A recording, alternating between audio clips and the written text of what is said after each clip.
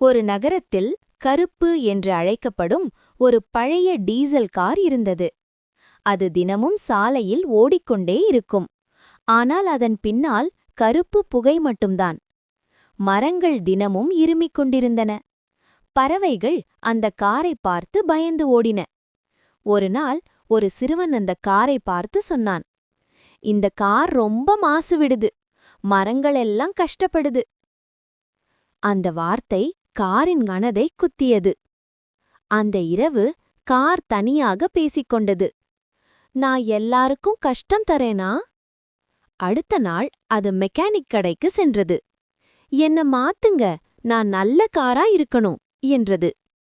பல நாட்கள் கழித்து அந்த கார் ஒரு மின்சார காராக மாறியது. இப்போ அது எந்த புகையும் விடவில்லை. மரங்கள் சிரித்தன. பறவைகள் மீண்டும் வந்தன. சிறுவன் சந்தோஷமாக சொன்னான், "இப்போதான் நீ ரொம்ப அழகான கார்." அந்த கார் மெதுவாக சிரித்தது. படம்: சுற்றுச்சூழலை காப்பது நம்ம எல்லாருடைய பொறுப்பு.